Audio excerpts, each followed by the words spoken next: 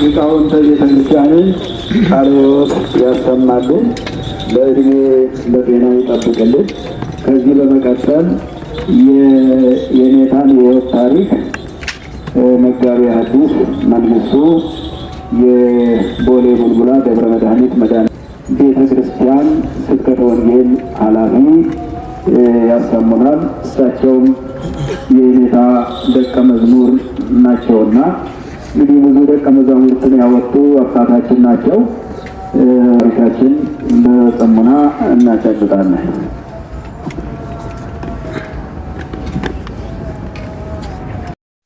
የማማዋይ ለሕይወቱ ወረፍቱ ለመጋቤ ብሉይ መምህር የኔታ ክፍሌ ወልደ ጊዮርጊስ ጊዜ ልደቱ እስከ ጊዜ እረፍቱ የጸሎተኛው ባይታዊው መጋቤ ብሉይ የኔታ ክፍሌ ያጭር ሕይወት ታሪክ አማን አማን ብለከ ከመዘናል ንነግር ወበዘሬነ ሰማዕተን ከውን። እውነት እውነት እልሃለሁ የምናውቀውን እንናገራለን፣ በሰማነው እንመሰክራለን። መጋቤ ብሉይ የኔታ ክፍሌ ወልደ ጊዮርጊስ በሰላሌ አውራጃ ህዳሙ አቦቴ ከቶ ልዩ ቦታ ደጀኔ ቅዱስ ቂርቆስ ቤተ ክርስቲያን ከአባታቸው ከአቶ ወልደ ጊዮርጊስ በሪ ከእናታቸው ከወይዘሮ ወርቅነሽ ሽኩ በ1922 ዓመተ ምህረት ተወለዱ። በተወለዱ 40 ቀን ሲመላቸው በቅድስት ቤተ ክርስቲያን ስርዓት በተወለዱበት አጥቢያ ቤተ ክርስቲያን ከአብራከ መንፈስ ቅዱስ ከማኅፀነ ዮርዳኖስ ተወልደው የሥላሴ ልጅነትን አገኙ። ወላጆቻቸው በጥበብ በእውቀት በእንክብካቤ ያሳደጓቸው። በመዋዕለ ዕድገታቸውም ባለሟልነትን በተሞላ ፈጽሞም ባማረ በመንፈስ ቅዱስ ግርማ ከበሩ። በእግዚአብሔር ጸጋ ጎለመሱ። የእግዚአብሔር መንፈስ ወደሚሄዱበት ቦታ ሁሉ ከእሳቸው ጋር ነበር። ከታናሽነታቸው ጀምሮ ለታላቅ ክብር መርጧቸዋልና እግዚአብሔር በመንገዳቸው ሁሉ በጥበብ በእውቀት ይመራቸው ነበር። መጋቤ ብሉይ ባህታዊው ጸሎተኛው ዕድሜያቸው ለአቅመ መጠነ ትምህርት እስኪደርስ ድረስ ቤተሰቦቻቸውን በማገልገል በመታዘዝ በወሆ ባህልነት አደጉ። መጋቤ ብሉይ የኔታ ክፍሌ ለአቅመ ትምህርት ሲደርሱ በትውልድ አጥቢያቸው አጎራባች በሚገኘው በደጀኔ ቅዱስ ቂርቆስ በወላጆቻቸው መልካም ፈቃድ ለሁሉም ጊዜ ያለውና ጊዜ በደረሰ ጊዜ እናት አባታቸው መንፈሳዊ ዝንባሌያቸውን አይተው መንፈሳዊ ትምህርትን ተምረው ልዑል እግዚአብሔርን እንዲያገለግሉ በአጥቢያቸው ወደሚገኘው የአብነት ትምህርት ቤት ለመምህር ሰጧቸው። በአካባቢው ካሉት መምህር ከፊደል ጀምሮ ያለውን ጸዋትወ ንባብን ጨምሮ እስከ መዝሙረ ዳዊት እንዲሁም ቃል ትምህርትን ተምረዋል። ከዚያም ተነስተው ወደ ስሬ መድኃኔዓለም በመሄድ ከመምህር እንግዳ የቅዳሴ ትምህርትን፣ ጸዋትወ ዜማን በሚገባ ተምረዋል። በመቀጠልም ማዕርገ ዲቁና በታላቁ ገዳም በደብረ ሊባኖስ ተቀብለዋል። መናኙ ባሕታዊው መጋቤው የኔታ ክፍሌ ወልደ ጊዮርጊስ የትምህርት ፍላጎታቸው እየጨመረ በመሄዱ ይህን ፍላጎታቸውን ለማድረግ በዚያው ማዕርገ ዲቁናን ከተቀበሉበት ታላቁ ገዳም በደብረ ሊባኖስ አቡነ ተክለ ሃይማኖት ገብተው መንፈሳዊ ትምህርታቸውን እያጠኑ ባሉበት ሰዓት ቤተሰቦቻቸው ወደ ቤት እንዲመጡላቸው እንዲያገለግሏቸው ሲጠይቋቸው በቅርብ ያገኘኝ አይደለምን ብለው ወደ ሩቅ ቦታ ሄጄ ለምን አልማርም ብለው ወደ መርሐ ቤት ሄደው በታላቁ ቦትና አማኑኤል የታላቁ የድጓ መምህር ሆነው ከሚያገለግሉት ከየኔታ በቃሉ ጉባኤ ቤት ገብተው ጾመ ድጓን ተምረዋል። ከዚያም ወደ ተጉለት በማምራት ልዩ ስሟ ምግላ ዋሻ ወደምትባል ቦታ በመሄድ ከታዋቂው የቅኔ መምህር ከሆኑት ኃይሌ ጣሰው ቅኔን ከናገባቡ ግስን ከናመሉ ተምረዋል። ለሁለተኛም ጊዜ የቅኔ ትምህርትን ምስጢርን ለማደላደል ከፍ ወዳለ ማዕረግ ለማድረግ ወደ ደቡብ ወሎ ልዩ ስሙ ወረኢሉ በመሄድ ቅኔን ተምረዋል። አሁንም በመንፈሳዊ እውቀት ያልጠገቡት የኔታ ወደ መንዝ በመሄድ በታላቁ ገዳም ዘብር ገብርኤል በመምህርነት ቅድስናን፣ ምናኔን፣ ብሕትውናን ገንዘብ ካደረጉ ታዋቂው መምህር ከየኔታ አክሊሉ ጉባኤ ቤት ገብተው ጸዋትወ ዜማን እንደገና ከልሰው ከተማሩ በኋላ ከእኒሁ መምህር በመቀጠል አቋቋምን ጥንቅቅ አድርገው ተምረዋል። ለሁለተኛ ጊዜ የአቋቋምን ትምህርት ወደ ታላቁ ገዳም ደብረ ሊባኖስ ተመልሰው ከታላቁ ጸሎተኛው መምህር ከየኔታ በትረ ማርያም አቋቋም እየተማሩ ሳሉ ከዕለታት አንድ ቀን የኔታ በትረ የኔታ እንግዲህ አቋቋሙ ይበቃዎታል፣ ወደ መጽሐፍ ቤት ይግቡ የሚል የመምህርነት ትእዛዝ የአባትነትን መመሪያ ትእዛዝ ሰጥቷቸው አዘዟቸው። ባሕታዊው የኔታ ክፍሌን የመምህራቸውን ቃል በመስማት ከየኔታ ጥበቡ ለ12 ዓመታት 46ቱን መጻሕፍተ ብሉያትን ከተማሩ በኋላ እንደገና ከዚሁ ሊቅ ከየኔታ ጥበቡ አዲስ ኪዳንን፣ ፍትሐ ነገሥትን ጠንቅቀው ተምረዋል። በመቀጠልም የቀለም አባታቸው የኔታ ጥበቡ የትምህርት ይዘታቸውን መንፈሳዊ ሕይወታቸውን አይተው በመንፈስ ቅዱስ መሪነት ተቀመጥ በወንበሬ ተናገር በከንፈሬ ብለው የእሳቸው ረዳት መምህር ሆነው እንዲያገለግሉ በመምህርነት ማዕረግም ሹመዋቸዋል።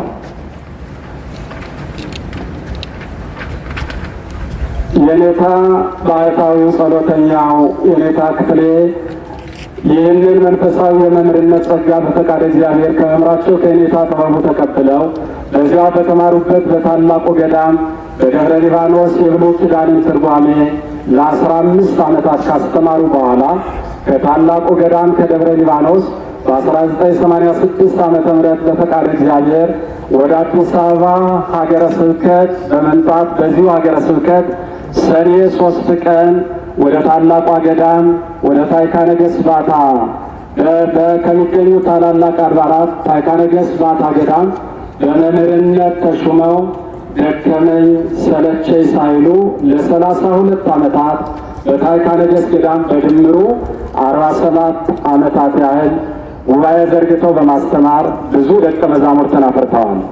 የኔታ መጋቤ ብሉይ የኔታ ክፍሌ ወልደ ጊዮርጊስ በንጽሕና በድንግልና በብሕትውና በጾም በጸሎት በተአራሚነት የተመሰከረላቸው ጸሎተኛ አባት ሲሆኑ ይኸውም እንደ ምክንያት ሆኖ ቀደም ሲል ገና ሥርዓተ ምንኩስናን ሳይፈጽሙ አስቀድሞ በጉባኤ ቤት የሚያውቋቸው መምህራንና የራሳቸው አቻቸው በነበሩ ቀዳሚው ደቀ መዛሙርት ዘንድ በታይታ በታላቁ አባ ክፍለ ዮሐንስ መነኮሳት ስም ይታወቁ ነበርና የኔታ መጋቤ ብሉይ የኔታ ክፍለ ዮሐንስ በዳግማዊ ምኒልክ መታሰቢያ የመምህራን ቀሳውስት ማሰልጠኛ መንፈሳዊ ትምህርት ቤት ብሉይ ኪዳን እያስተማሩ ለ3 ዓመታት ከቆዩ በኋላ በ1987 ወደ አደጉበት ደብረ ሊባኖስ ገዳም በመሄድ ግንቦት 24 ቀን ሥርዓተ ምንኩስናን በታላቁ ገዳም በደብረ ሊባኖስ ማዕረገ ምንኩስናን ተቀብለዋል።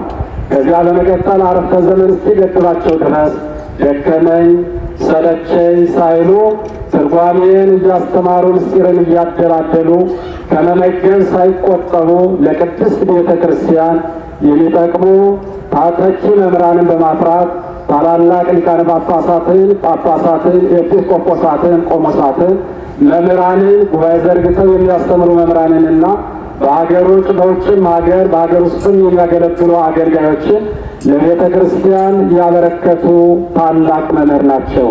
የኔታ የጉባኤ ተግባራቸውን በንቃትና በትጋት በቅንነት ለ47 ዓመታት ያህል ካስተማሩ በኋላ በጤና በበጎ እርግና እንደዚሁም በዚሁ ምክንያት ጸሎታዊነትና ምድራዊነቷን ዓለም በኖሩባት ዓለም በተወለዱ በ96 ዓመታቸው ወደ ታዕካ ነገሥት ባታ ማርያም ገዳም በገቡባት በሰኔ 3 ቀን ዕረፍታቸውም በጸሎት በውዳሴ ማርያም በጸሎት በትሕርምት በኖሩበት ገዳም ሰኔ 3 ቀን ፀሐይ በገባች ከምሽቱ 3 ሰዓት ከ45 ደቂቃ በዕረፍተ ሥጋ ተሰናብተው ዳግም ላይመለሱ ወደ ወርቃማ አባቶቻቸው ወደ ሚናፍቁት ሀገራቸው ወደ ማኅበራቸው ወደ ቅዱስ አባታችን አባ ገብረ መንፈስ ቅዱስ አቡነ ተክለ ሃይማኖት በሰኔ 4 ቀን ተቀላቅለዋል።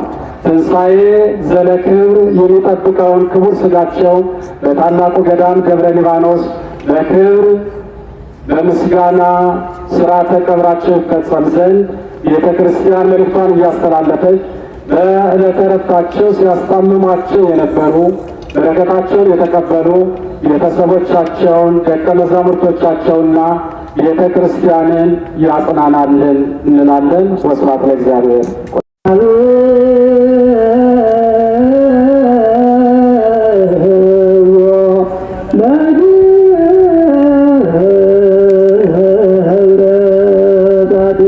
ቃልህን ያሰማልን። ይሄ ታሪካቸውን ላሰሙን መጋቢ አዲስ መንግስቱ የኔታንም ነፍስ ያሳረፍልን። እንግዲህ ታሪካቸውን እንደሰማችሁት ትልቅ ታሪክ ያላቸው አባት ናቸው። በዛሬው ዕለት የታጡት ይህን መላ ጉዟቸውን ሁሉ አንድም ቀን ከቤተ እግዚአብሔር ሳይለዩ ይሄ እድሜ በዚህ እኛ በደረስንበት ዘመን በጣም ትልቅ እድሜ ነው። 96 ዓመት ማለት ለ100 ዓመት 4 የቀረው በዚህ ዘመን ለእኛ ይሄ የማቱሳላ እድሜ ነው። ያ የማቱሳላ እድሜ ተብሎ የሚደነቀው ሰው ሁሉ የማይደርስበት እድሜ፣ በእኛ ዘመን ደግሞ ይሄ 96ቱ ዓመት የማቱሳላ እድሜ ተብሎ የተደነቀበት ዘመን ላይ ያለ እህል ያለ ውሃ ራሳቸውን ጎድተው በምናኔ እዚህ ድረስ ደርሰዋል። ብዙ ሰዎች ሕይወታቸውን ስጋቸውን ተንከባክበው የዚህ ግማሽ ላይ መድረስ ባልቻሉበት ዘመን የሚያስደንቀው ይህ ነው። የኔታ እንደምታውቋቸው መናኝ ታራሚ የሚለው ነገር በትክክል እሳቸውን የሚገልጽ አንዳንድ ጊዜ ሰው መነኩሴ ስለሆነ ብቻ መናኝ ተብሎ ይነገርለታልና የእርሳቸው በትክክል በተግባር መናኝ የሚያስብላቸውን ስራ ሲሰሩ የደብረ ሊባኖስ ገዳም አባቶች ምስክሮች ናቸው። ብፁዕ አባታችንም ምስክር ናቸው። አቡነ ቀውስጦስ በዚያ በቤተ ጉባኤው ስለሚያውቋቸው ጠዋት ሐዘናቸውን ባሰማናቸው ጊዜ በጣም ያዘኑት። ሌሎች ሊቃነ ጳጳሳትም የእሳቸው የጉባኤ ቤት ባልደረቦች ናቸው ብዙዎቹ። ግማሾቹ ደግሞ የእሳቸው ደቀ መዛሙርት ናቸው።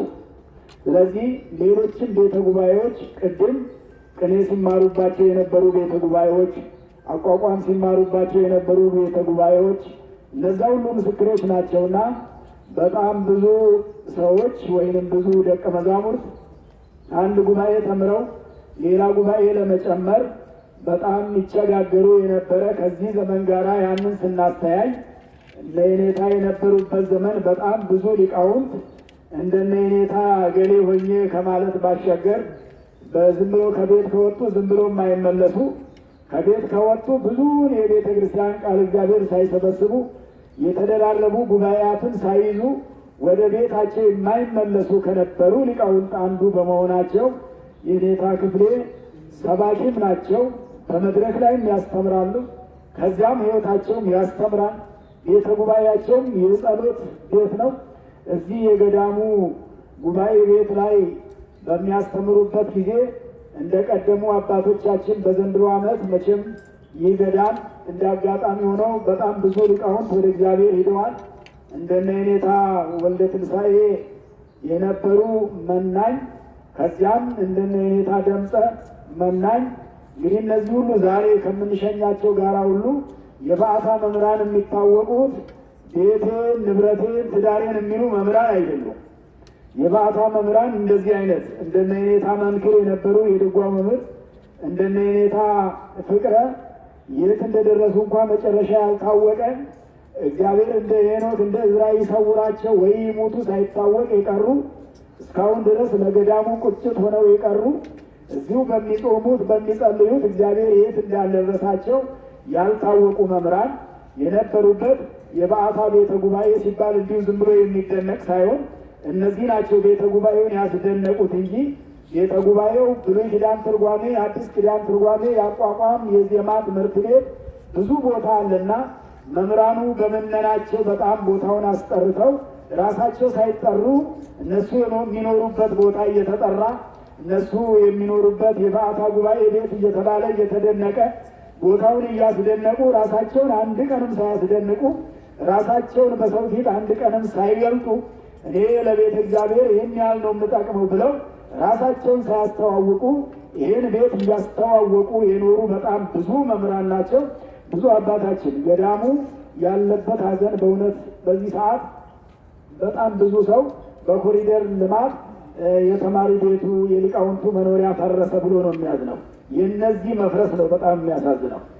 የነዛ ህንፃዎች መፍረስ ምናልባት ሰዎች ገንዘብ ካዋጡ ሙያቸውን ካዋጡ ሊሰራ የሚችል ነው። እነዚህ ሁለተኛ አይሰሩም።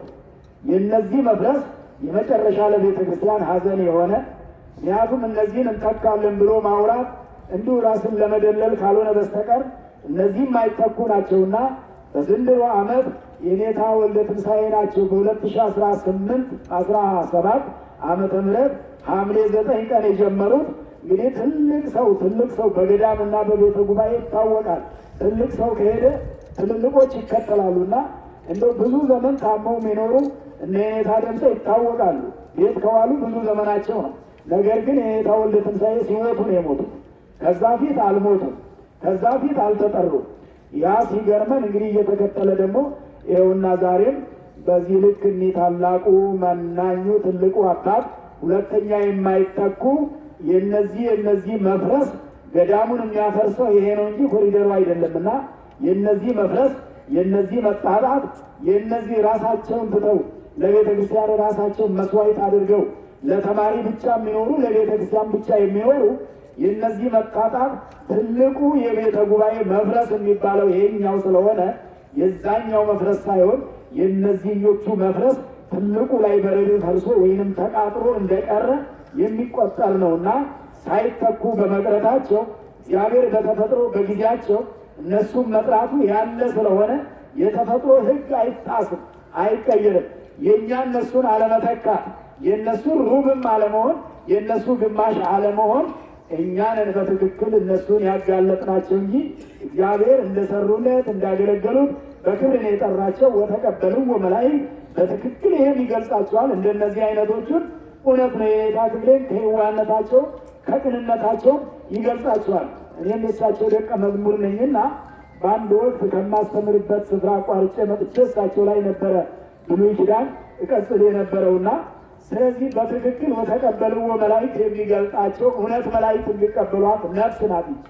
እንዲች አይነት ነፍስ ታስፈልጋለች። አትነጠቅም እንጂ ከእሳቸው ተነጥቃ ወደ እኛ ብትመጣና የእኛ ብትሆን ምንኛ በታደል ምንኛ በተደሰትንባት ነበር። ነገር ግን በመቅናትና ይቺ ነፍስ የኔ በሆነች ብለን ስለቀናን ስላሰብ የእኛ ስለማትሆንና ስራው የሰው ስላልሆነ የእግዚአብሔር ስራ ስለሆነ እንዲች አይነትን ነፍስ ማግኘት አይቻልምና በንጽህና በቅድስና በትክክል ልባቸውም ንጹሕ አንደበታቸውም ንጹሕ አካላቸውም ስጋቸውም ንጹሕ። አንዳንዱ ሰው ልቡ ንጹሕ ቢሆንለት አካሉ ንጹሕ ላይሆንለት ይችላል። አካሉ ንጹሕ ቢሆን ደግሞ ልቡ ላይነጻለት ይችላል። የእርሳቸው ልባቸውም የነጻ ልባቸውም እጃቸውም እግራቸውም ሁለመናቸው የነጻ እንግዲህ አባት እናታቸውን እንኳን ሰላሌ በዚህ በሸዋ ክፍለ ሀገር ሰላሌ ማለት ከዚህ ብንነሳ አሁን ነገ ወደ ቀብር የሚኬድበት አጎቴ ማለት ቅርብ ነው። እነ ታላቁ ሊቅ የነ የኔታ ጥበቡ ገሜ ሰፈር ነው። ያርቋቸው አይደለም። ሳይርቃቸው ግን ለአባትና ለእናታቸው ቦታ ሳይሰጡ ልባቸው ስለራቀ ደብረ ሊባኖስ ለዛ ሰፈር ሳይርቅ ከፊቼ ወረድ ብሎ ቅርብ ስፍራ ላይ አባት እናታቸውን በክብር ለመቅበር እንኳን አልታደሉም፣ አላደረጉትም። ምክንያቱም የቤተ ክርስቲያኑ ጉዳይ በልጦባቸው፣ ምነናው በልጦባቸው። አንዳንዱ ሰው ርቄ ሲሄድ ለምነና ይመቸኛል፣ ቤተሰብ በቅርብ ያገኘኛል ይላል። ልብ ከራቀ ልብ ከሄደ ልብ ከመነነ እዛው ጎረቤት ሆኖ እዛው አጠገብ ሆኖ መመነን ይቻላል። እና ምነና በዚህ ልክ እዛው አባት እናት ደጅም መመነን እንደሚቻል ያሳዩ ትልቅ አርአያችንና አብነታችን ናቸውና እግዚአብሔር አምላካችን የብፁዕ አባታችን ጸሎት ሁላችንን የሚጠብቀን የመምህራችን የኔታ ክብልን ወይንም በመጽሐፍ ስማቸው ገብረ ጻድቅን ነፍስ ይማርልን ነው። መርሐ ግብሩን በዚህ መልክ ያስኬድ ነው። ነገ ወደ ገዳሙ በጠዋት መውጣት ስለሚገባ ዛሬ አሸኛኘት ተደርጎ ብፁዓን አባቶችን ቢገኙ ጠዋት ላይ ደርሱ ስለሚችሉ እንግዲህ ይሄ ገዳም ቅድም እንዳልኳቸው ሁሉ በዘንድሮ ዓመት በብዛት ሀዘን እያስተናገደ ነው። ወደ እቲሳ ገዳም ታላቁን አባት ጸባቴ ኃይለ መስቀልን ስንወስድ አርፍደን እንድንሄድ ቅርበት ስለነበረው ነው። የነገው ግን ትንሽ መንገዱ ሳብ ስለሚል ረዘም ስለሚል በጠዋት 12 ሰዓት መውጣት ስለሚያስፈልግ ጠዋት ተሰብሰቡ አሸኛኘት እናድርግ እያልን ጊዜ ከመፍጀት የቀረውን ፕሮግራም ሌሊቱን ከቅኔ ጋር በተያያዘ ማደራረስ አሁን 3 ሰዓት ተጀምሮ ሌሊቱን ሲባል ነው የሚያድረው። ቃል እግዚአብሔር ቦታው በቃል እግዚአብሔር የታደለ ስለሆነ ስብሐተ ነግ አብይ ስብሐተ ነግ ከማይሌቱ በኋላ ቀጥሎ አደራረስ ተቆሞ 11 ሰዓት ተኩል ሲሆን ኪዳን ተደርሶ ቀጥታ ወጥቶ መሄድ ስለሚሆን የምትሄዱ ሰዎችም ካላችሁ ዛሬ ተመዝግባችሁ መኪናም ከወዲሁ ማዘጋጀት ስለሚያስፈልግ መሄድ የሚፈልግ ሰው መርሐ ግብሩን ሲያመቻች አምሽቶ በጠዋት መሄድ እንዲቻል ደግሞ እዚሁ የሚሸኝ ሰው ደግሞ ጠዋት እዚህ ተገኝቶ ሸኝቶ ወይም ሽኝቱ የዚህ የወረቡ የቃል እግዚአብሔር ምኑ አሁን እንዲጠናቀቅና የጠዋቱን ሰዓት እንዳይሻማብን ተፈልጎ ጊዜውንም መዋጀት ስለሚያስፈልግ ወደዚያም ሂዶ በጊዜ መመለስ ስለሚገባ እዚህ አርፍደን ብንሄድ ስለማያመች ገዳሙ ግን መካነ መቃብር አዘጋጅቶ የተማሩበት ያስተማሩበት የኔታ ጥበቡ የታላቁ ሊቅ ምክትል ሆነው ቅድም እንደሰማችሁት 15 ዓመት ያስተማሩበት ከመማርም ያስተማሩበት ገዳማቸው ስለሆነ ገዳሙም እዛ በጉጉት እየጠበቀ ለሊት ሰዓት ሰዓታቱ ሲጠናቀቅ ቀን ላይ ደግሞ ፍትሐት እየተፈታ ከዚህ ተይዞ እዛ ላይ ደርሶ የዚህ ሊቃውንት ከዛ ጋር ተቀላቅለው ደግሞ የመጨረሻው ሽኝት በገዳሙ የሚከናወን ከዛ ጊዜ ጀምሮ ሁሉም ሰው ሲሰማ ዛሬ የሶሻል ሚዲያው ስራ ስላለ መጥተው መሸኘት እንዲችሉ ዛሬ አውጀናል። የነገው ጉዞ ብቻ ነው የሚሆነው። በበለጠ ግን በእውነት አንድ የእሳቸው ቤተሰብ የሚሆን የወንድማቸው ልጅ ይሄ ከኔ አጠገብ እዚህ መድረኩ ላይ የተቀመጠው ቀሲስ ነው፣ የቤተ ክርስቲያን አገልጋይ ነው። እየተመላለስንም ስንጠይቃቸው እሱ ነው ሙሉም በእውነት ገዳሙንም ያግዘው እሱ ነው ሁሉ ነገር ችሎ ከዚህ ግቢ ከወጡበት ጊዜ ጀምሮ እሱ ላይ ነው ያረፉት። እንግዲህ ድሮ ያልሆነው ያው ገዳሙም አጋጣሚ በደረሰበት በዚህ በፈረሳው ምክንያት በእርግጥ እዚህ ገዳሙ የሚችለውን አድርጎ አንድ ስፍራ አመቻችቶላቸው ነበረ። ያ የማይሆን ሲሆን በቅርብ ሰው ስለሚያስፈልግ እዚያ አረፉ። እኔ እዚህም እንደመጣው የሊቀ ሊቃውንቱ ቤት ለሳቸው ይሁን እዛ ይቀመጡ ብለን ነበረ።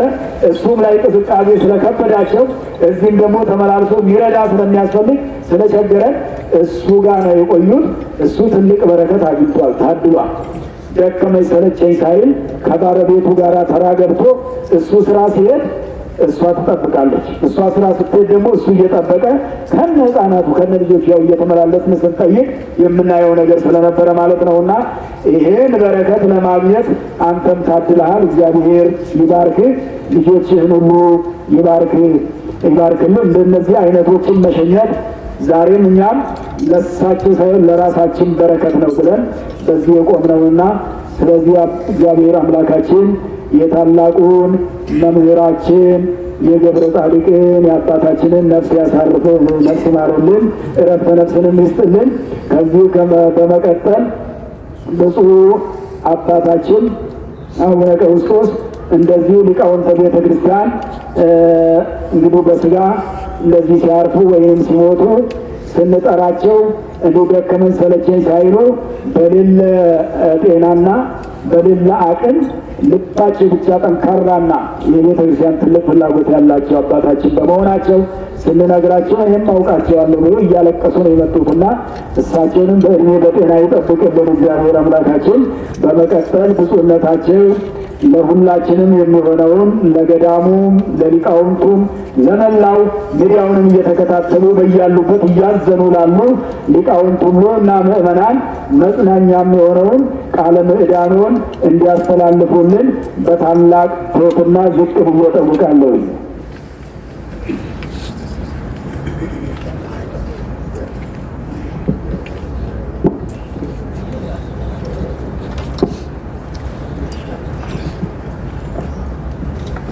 የሰማነውን በልቦናችን ያሳትፈበት እግዚአብሔር አምላካችን ከዳግም ሐዘን ይሰውረን፣ ነፍሳተ ሙታን ይማረልን። መሳቡነ ገብረ ጻድቅ በገድህነትን መንግሥተ ሰማያትን ያስጥልን። መግለጫው በሚገባ ተስተካክሎ ተናግሯል። ትምህርቱ ተሰጥቷል። ያው ብቻ እችን ሁላችንም የነበርንበትን እዚህ ሲለን ከሀዘን ጋር እናስታውሰዋለን። መምህር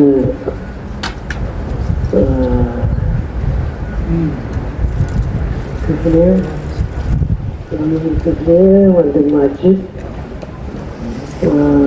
በጣም ትጉህና እውነትም መናኝ ቃለ እግዚአብሔር ሰው እንደነበሩ መቼም ሁላችንም እናውቃለን። ሲወጡ ሲገቡ እናያቸዋለን። በአንደበታቸው ከረር ገትር ያለ ቃል ሰምተንባቸው አናውቅም። መቼም ለሰው ጠቃሚውም ጎጂውም አንደበት ነው። አንደበታቸው ለስላሳ ነው እንጂ ሻካራ ነገር አይወጣበትም። ሻካራ ነገር ሰጥተንባቸው አናውቅም። ትሁት ባይታዊ ናቸው። የቃል እግዚአብሔር ሰው ናቸው። እርግጥ ነው በተፈጥሮ ጭምር የተሰጣቸው ባይሆን ኖሮ የተማሩት ቃል እግዚአብሔር ሊከላከልላቸው አይችልም። ብዙ የተማሩ ሰዎች ኃይልና እናይባቸዋለንና በተፈጥሮ ጭምር ሲሰጥ ግን ከትምህርቱ ጋራ ምድራዊ ሲሆኑ ሰማያዊ፣ ስጋዊ ሲሆኑ መንፈሳዊ ያደርጋል።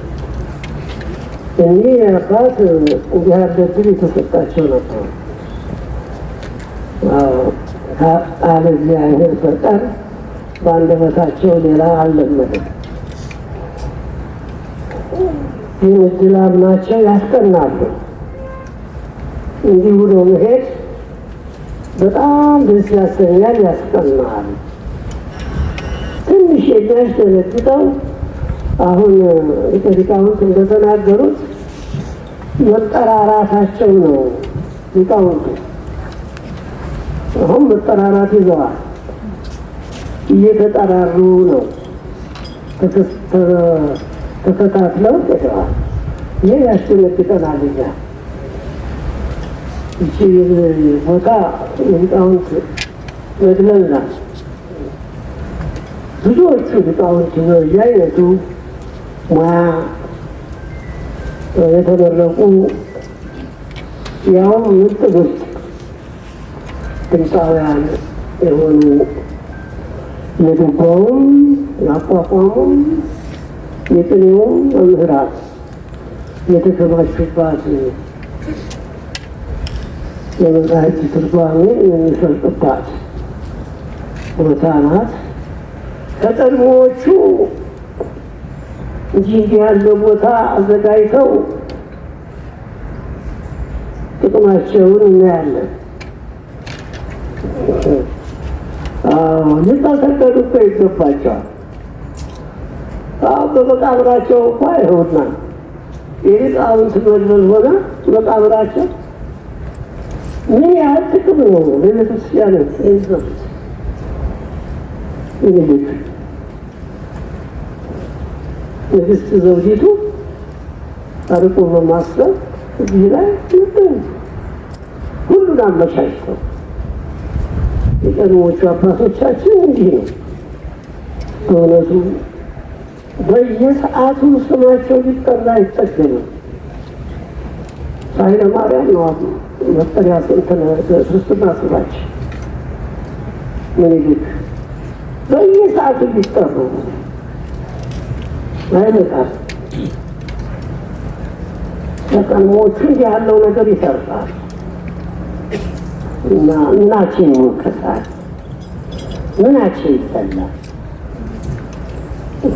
ይገርመኛል በጣም እንዲሁ ሰይጣን እንዴት አድርጎ ቀጥቶባቸዋል። ቀዳ ብሎ ሲታዩ እኮ አሁን ድራሹ ይጠፋል። ይህ ወርግድ የለም ምንም የጤፍ ቅንጣት ያህል የሚቆጠር የሚቆነጥራቸው ነገር የለም። ክብሩንም ሆነ ማንኛውንም ዋጋ እግዚአብሔር ተቀብለው አልፈዋል።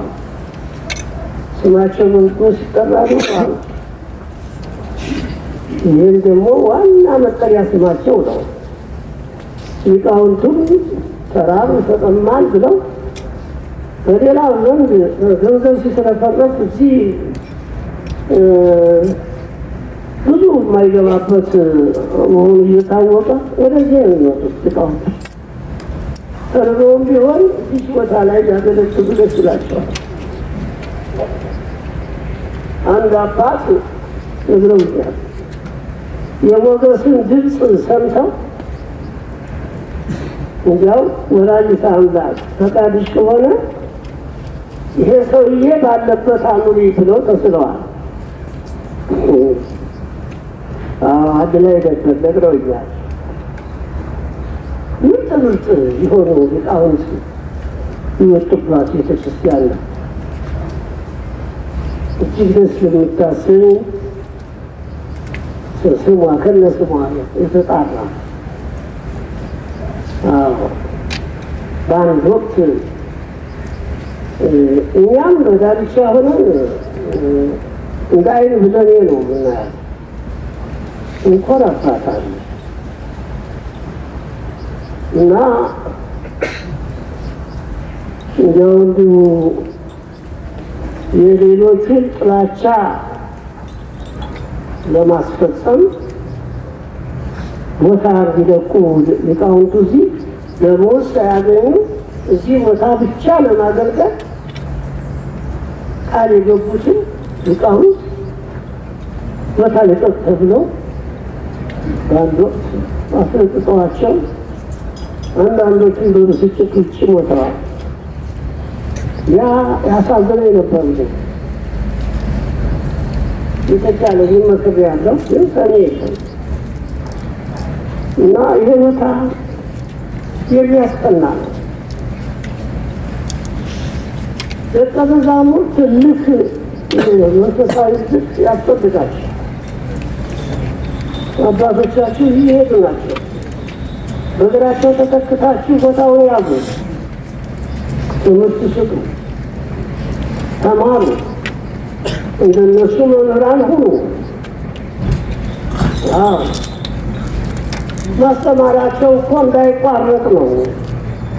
የእነሱ ዕድሜ የተለካ በመሆኑ ይኸውና ጊዜያቸውን እየጠበቁ 96 ዓመት አስቆጥረው እንግዲህ ተሰናድተዋል።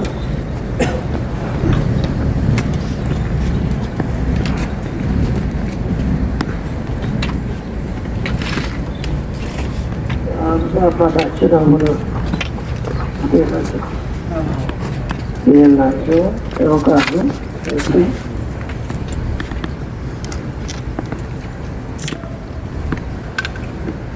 ሲያስተምሩ ኖረው 96 ዓመት አስቆጥረው እግዚአብሔር ሲጠራቸው ተሰናብተዋል።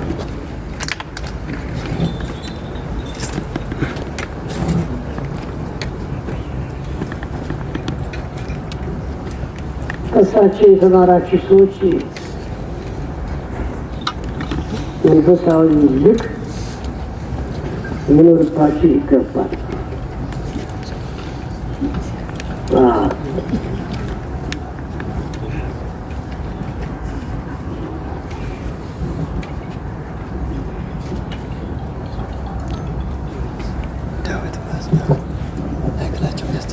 ተጠናክራችሁ ቦታውን እንደነበረ ልታቆዩት ይገባል። የመምህራን መድበል ነው። የመምህራን እጦት እንዳይሆን የተማራችሁ በርታችሁ እዚሁ ይርባችሁ እንዲጠማችሁ እመቤታችን ደግሞ አታስብም፣ አታስጠማም። አዎ ቃል ኪዳኗ ሰፊ ነው፣ በረከቷ ብዙ ነው። ስለዚህ ያምርባችኋል። አሁን እንኳ ሳይታሰብ ሰብሰብ ብላችሁ እንዲህ አባታችሁ ስትሸኙ ያስቀናል። ሊቃውንተ ቤተ ክርስቲያን የእሳቸው ደቀ መዛሙርት የሆናችሁ ሌሎቻችሁ በየአይነቱ የተመረቃችሁ ወደ ሌላ የዚህን ቦታ ክፍተት ሳሸፍኑ ወደ ሌላ እንዳትሄዱ አደራችሁን። ይህ ትልቅ ቦታ ነው። ኢትዮጵያን የሚያስጠራ ትልቅ ቦታ ነው። ምንም አይነት ሰይጣን በምቀኝነት ይነሳሳ ይህ ቦታ በምንም አይነት ችግር መምጣት የለበትም። እንደነበረ አባቶች እንደነበሩበት መቀጠል ይገባዋል። መምህር ክፍሌ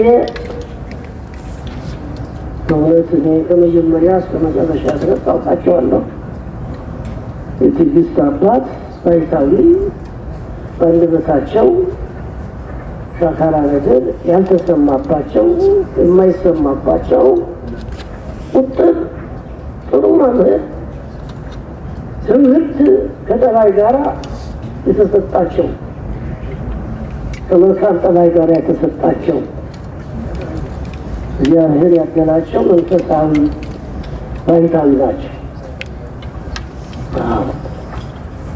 ከእሳቸው የተማራችሁ ሁሉ የዚህ ቦታ ፍሬዎች፣ መመቻዎች፣ ተከታዮች ክፍተቱን ሞልታችሁ ወደፊት የምታስመኩን በተስፋ የምንጠብቃችሁ ናችሁ እና እንግዲህ ማንም ሰው ይህ መንገድ ይሄድበታል። ስጋ ለባሽ የሆነ ሁሉ የሚጓዝበት መሸጋገሪያ ድልድይ ነው። ከሞት ወደ ሕይወት፣ ከሀሳር ወደ ክብር የሀሳር የለቅሶ የመከራ ቦታ ነው የዓለም። ይሄ መሸጋገሪያ ድልድያችን ይኸው ነው። ሞት ወደ ስጋ ነው።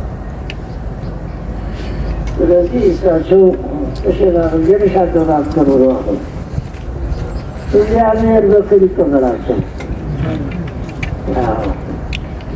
በሙሉ ገጽ ይቀበላቸው፣ ድካማቸውን ይቅጠርላቸው። ያይሄድ እንኳን ይህን ያህል ድካም ትንሽ ምክንያት ጽዋው አይደለም ያለ በወንጌሉ በደቀ መዝሙር ስም ጽዋው ያጠጣ ይላል። ለማዳን ምክንያት መፈለግ ነው። ቸርነቱን የሚያሳየው ምንም ብንወርቅ ብንነሳ የእኛ ስራ የትም አይደርስም። ግን ያው ጊዜ የሃይማኖት መገለጫው በጎ ስራ ነው ተብሏልና ሃይማኖታችን የምንገልጽበት ይኸው እሳቸው የሄዱበት ትዕግስት ነው፣ አርምሞ ነው።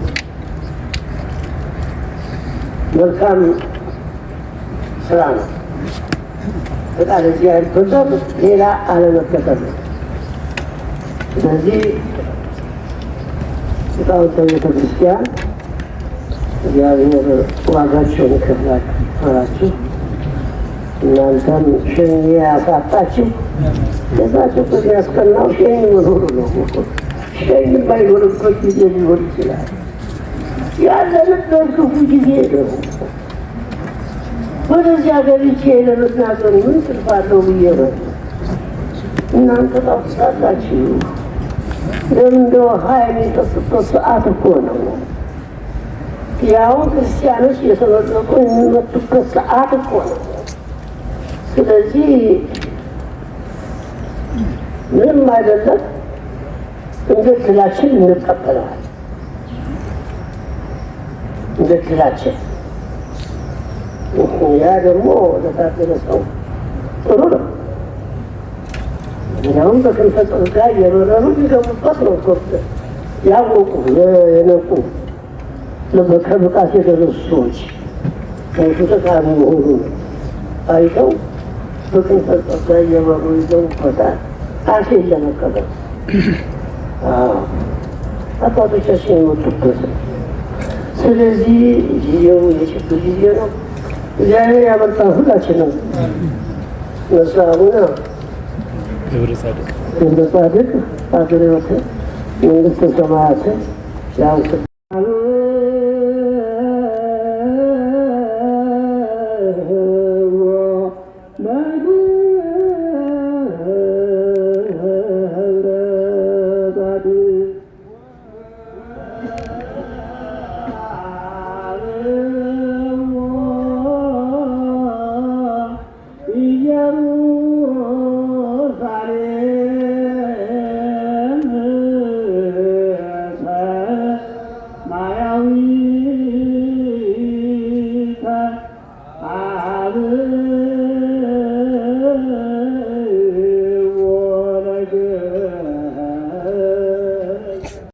አቡነ ቀውስጦስን በእድሜ በጤና ይጠብቅልን። ብፁዕ አባታችን አቡነ እስኬል የከፋ ሸካ ሊቀ ጳጳስና የተዋሕዶ ቅዱስ ጳውሎስ መንፈሳዊ ኮሌጅ የበላይ ኃላፊ ሊቀ ጳጳስ በመካከላችን ተገኝተዋል። ቡራኬያቸው ይድረሰን። እሳቸውም ደግሞ ከኔታ ክፍሌ ጋራ በታላቁ ገዳም በደብረ ሊባኖስ በጉባኤ ቤት ስለሚተዋወቁ ሕይወታቸውንም ስለሚያውቁ ምስክርነት ይሰጡናል። ቃለ ምዕዳንም ይሰጡናል።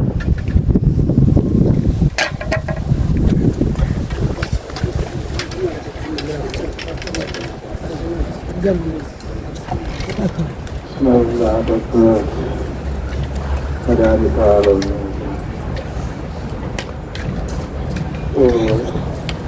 አባታችን እኛውና ክርስቶስ ተንሸዋጫሪ አደረጉበት ለማንጣት የቅዱስ ሲኖዶስ አባል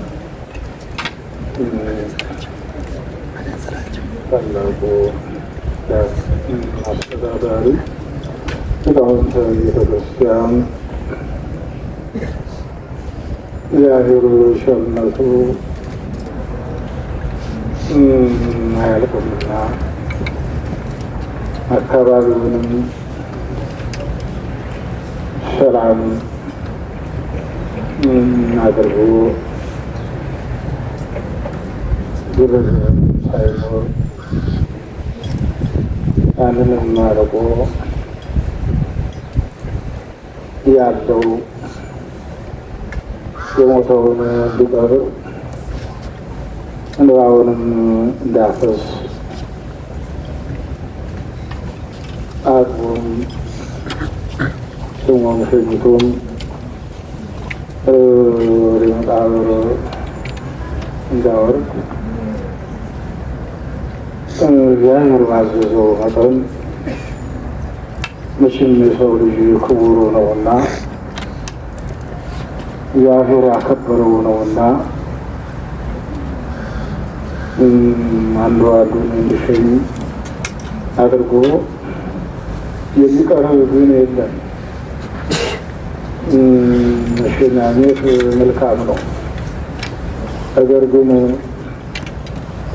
የሚቀብርም እየጠፋ አስከሬኑንም አውሬ እየበላው የሚቀሩ ብዙዎች ናቸው። ሰላም ይጠፋና ሁሉም ሸሽና የሚቀብሩም አፈር የሚያለብስም ይጠፋል። አውሬን የሚበላቸው ብዙዎች ናቸው። በዕለተ ምጽአት ግን የበላቸው አውሬ አይነሳ፣ የተበሉ ሰዎች ይነሳሉ። ከሞት በኋላ ሕይወትን የሚሰጥ አምላክ አለ።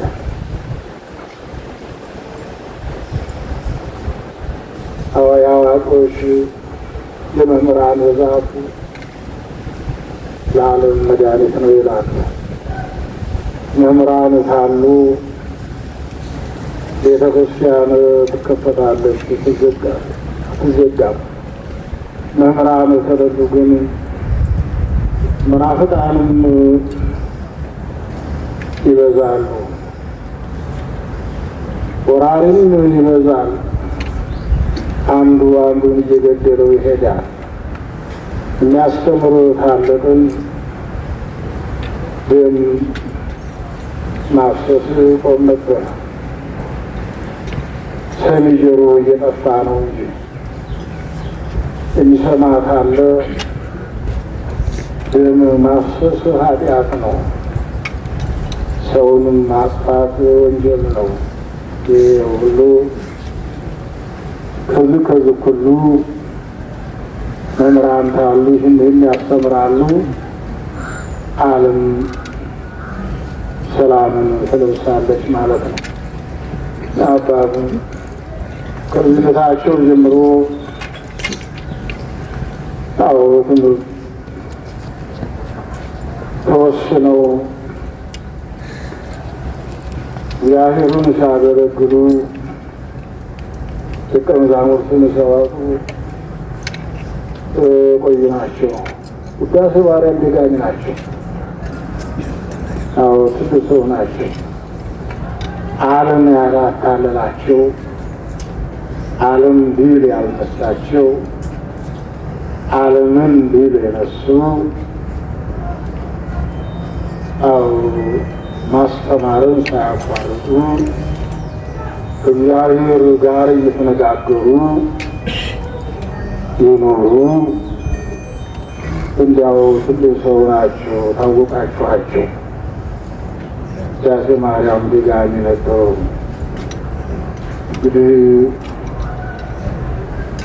ይህም ያለምንም ችግር ጣርና ጋር ምንም ጭንቀት ሳያገኛቸው ብዙም ሳይታመሙ አንስኝም ሳይሉ እግዚአብሔር ጥሪ ደርሷቸው ይህንን ዓለም ተሰላምቶ ወደ ፈጣሪያቸው ነው የሄዱት። ወደ የትም አይደለም። እንግዲህ እናንተ ደቀ መዛሙርት በመምህራችሁ እግር ተተክታችሁ ቤተ ክርስቲያኗን የሚያገለግሉ የሚመክሩ፣ የሚያስተምሩ ኃጢአት መሆኑን ከእግዚአብሔር ጋር የሚያለያይ መሆኑን ለይተውና ጠንቅቀው የሚናገሩ ደቀ መዛሙርትን ለማፍራት ከእሳቸው ያገኛችሁትን መጻሕፍቶቻችሁን በእናንተ ውጭ ነው ያሉት። እንግዲህ መምህራን ሲያልፉ እናንተ መምህራን ናችሁ ልትተኩ ነው። እሳቸውና እምነታቸውንም ጠብቀው ሩጫቸውንም ጨርሰው አገልግሎትን ፈጽመው ጥሪያቸውን አክብረው ወደ ፈጣሪያቸው ሂደዋል። እለሎቹ ተቀኑ በሕይወቱም ምድር ምርኢተ ወጥን ሳይወርሱ ነው። በሕይወተ ሥጋ ሳሉ ያገለገሉት ሁሉ እንደ ፀሐይ የምታበራ እንደ ማር እንደ ወተት የምጣፍጥ ርስተ መንግሥተ ሰማያትን ያገኛሉ ነው። ምድር የተባለች መንግሥተ ሰማያት ናት።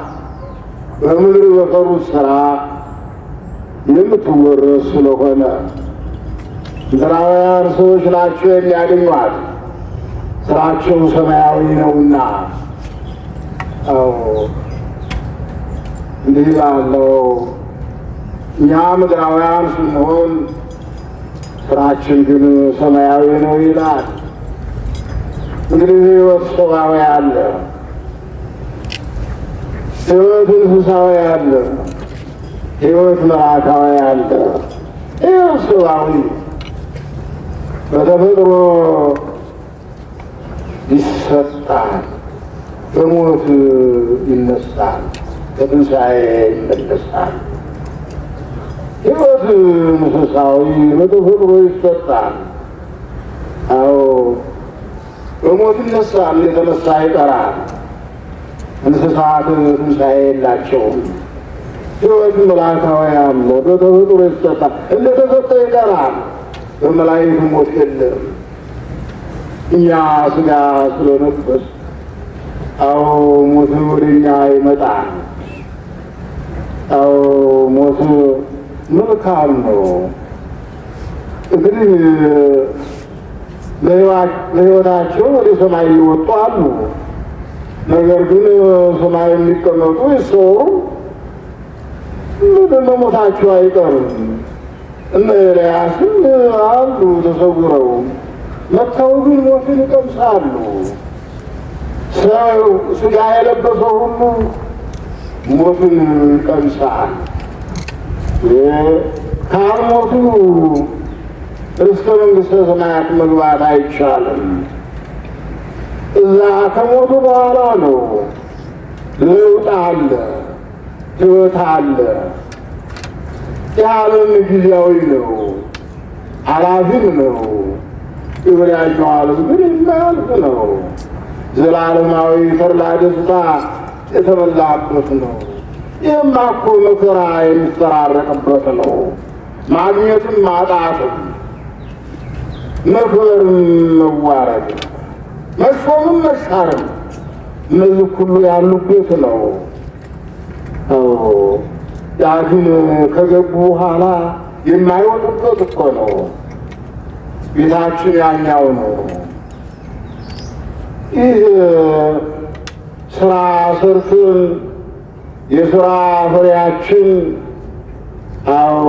የሚመዘገብበትና ወደ እግዚአብሔር የሚቀርብበት ነው። መልካም የሰሩ መልካም ትንሣኤ ያላቸው፣ ክፉ የሰሩ ወቀሳን የሚያስከትል አላቸው። መምህራን ግን ይህ የለባቸውም። ሰው ጋርም አይጣሉም። ከቃል እግዚአብሔር ጋር ነው ሲነጋገሩ የሚውሉት የሚያድሩት። ጊዜና ሰዓት የላቸውም። ሰው እኮ ጊዜና ሰዓት ሲያመቸው ነው ኃጢአትን የሚሰራ። እህል እንኳ ለመብላት ሰዓት የላቸውም መምህራን። አንዱን ሲያወጡ፣ አንዱን ሲያወርዱ፣ አንዱን ሲመስሉ ትርጓሜው አደገኛ ነው። እንዳው ቆብ ላይ ነው። አይገኝም። መምህራችን ይናገሩ ነበር። ትርጓሜና ባህሪያ ቆብ ላይ ነው፣ አጥብቃችሁ ያዙት ይሉ ነበር። እውነታቸው ነው። ሹልክ ይላል። ያንን ሁል ጊዜ በመመልከት ማመስጠን ሌላ ስራ ሳይሰሩ እንደ ይኸው ስራቸው ይኸው ይህን እያከናወኑ ባሉበት ነው ጥሪ የደረሰ ማለት ነው። መልካም ጥሪ ነው። መልካም ጥሪ ነው። በእውነት ጥሩ ወንድም ነበሩ። እኔ ጋር አብረን ቆይተናል። እንደው ክፉም አይወጣችሁ፣ ሰውንም አያስቀይሙ፣ እግዚአብሔርንም ይፈራሉ፣ ሰውንም ያከብራሉ። አዎ ታላቅ አባት ነበሩ። እንግዲህ ታላቅነታቸውም አካባቢው ሰላም በሆነበት ጊዜ ቀባሪው ሳይጠፋ አዎ እንግዲህ በዚህ አብቅቷልና እግዚአብሔር አምላክ እዳው የመምህራንን ለመምህራን ያዘጋጀውን ዋጋ አዎ እንዲከፍላቸው ድርሻው የሱ ነውና ለሱ ነው የምንሰጠው። አዎ ብዙ አባታችን አቡነ ቀውስጦስ ያው የመጀመሪያው አንጋፋው አዎ ደብረ ሊባኖስ ትምህርት ቤቱ ገና ትምህርት ቤቱ ሲከፈት ጀምረው አዎ እዚያው እንትን ያሉ አሁንም በዛው ጣሙ ገዳሙን እያገለገሉ አዎ እንግዲህ እግዚአብሔር የሰጣቸውን ጊዜና ሰዓት እየተጠባበቁ ያሉ አንጋፋው አባታችን ናቸው። እንግዲህ እናንተም ሌሊቱን ስትፈቱ አድራችሁ ነገ ወደ ደብረ ሊባኖስ ነውና ጥሩ ነው። የደብረ ሊባኖስና አፈር ማግኘት እንግዲህ እግዚአብሔርም ያለ እዛ ቦታ እንኳን ሰውን መሬቱንም ጦም አላሳድረው ብሎ ቃል ኪዳን የገባበት ቦታ ነውና በዛ ውዳሴ ማርያም በተማሩበት ተመርቀው መምህር በሆኑበት አገልግሎት በሰጡበት ቦታ አጽማቸው ያርፋል ማለት ነው። ይህንንም ለማድረግ ለእናንተም ኃይሉንና ጽኑን ይስጣችሁ። እንግዲህ ገዳሙ በእውነት ባለውለታ ነው። አዎ አስከሬናቸውን በዛ ለማሳረፍ እየተዘጋጀ ያለ ገዳም ነውና ገዳሙ ኃላፊም አባታችንም ወንድማችንም ናቸው። እንግዲህ እሳቸውም ባለዋጋ ናቸውና አስከሬናቸውን አክብረው በነገው ዕለት ጉዞ ይቀጥላል ማለት ነው። ሌሊቱ ጸሎተ ፍትሐት ሲደርስ ያድራል። እዛ እግዚአብሔር ባከበረው ቦታ ላይ አስከሬናቸው ያርፋል። ይህም እንዲሆን የእግዚአብሔር ፈቃዱ ይሆንልን። እንግዲህ ጊዜው እንደ አባታችን ስላዘዙ ነው እንጂ ላስተምር ብዙም እንትን አላልኩምና እው እግዚአብሔርስ ምን ይለኝ እንዲያው እንዴት ይወቅሰኝ እየሰማሁ ስብቀር ደግሞ መኪና የማይገባ አስቸጋሪ ነው። እንደምንም ተንኳተን ደርሰናል። ምንም ችግር የለውም እና እግዚአብሔር ይስጥልን። ብፁዕ አባታችን አዎ ጠሩን ያሳርጉልናልና አንጋፋው አባታችን ናቸው። አባታችን ናቸው።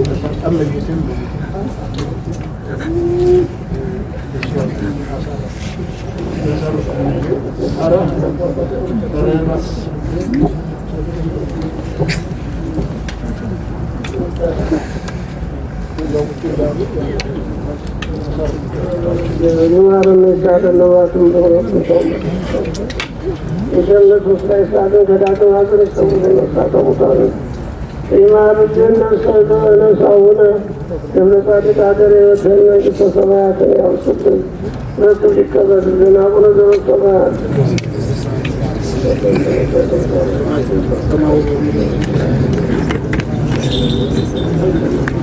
ሰበና የውልድለና ምሳሌ ሰባነ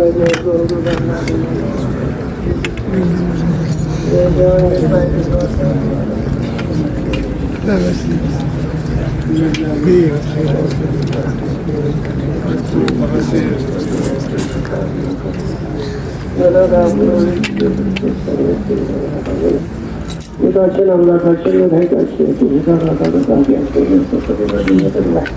ለአባቶቻችን ለሐዋርያት ስልጣን የሰጠ ከልጅነት ተወጥቶባቸው ኃጢአታችን ያስተሰርይላቸው። አባቶች፣ እናቶች፣ ወንድሞች፣ ቤተሰቦች፣ ልጆች ከዚህ የተሰበሰባችሁ ሁሉ ከኃጢአት የተፈታችሁ ንጹሐን ሆነው እኔንም እናንተንም ለመንግሥተ ሰማያት የበቃን ያደርገን ዘንድ እዚሁ በመሐረነ ነፍስ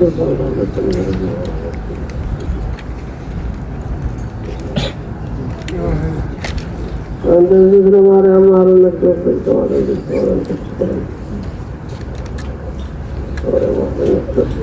ባልዮ በነቢይ በነቢይ የተሰጠውን ኃጢአት እግዚአብሔር ይስጣል። የብፁዓን አባቶቻችን ጸሎትና በረከት በሁላችንም ላይ ይደርብን። አበው መነኮሳት፣ የገዳሙ መነኮሳት፣ ሌሎችም እንግዶች እንደዚሁ ቀሳውስት አስከሬኑን አክብራችሁ ከቤተ መቅደስ እንድታሳርፉልን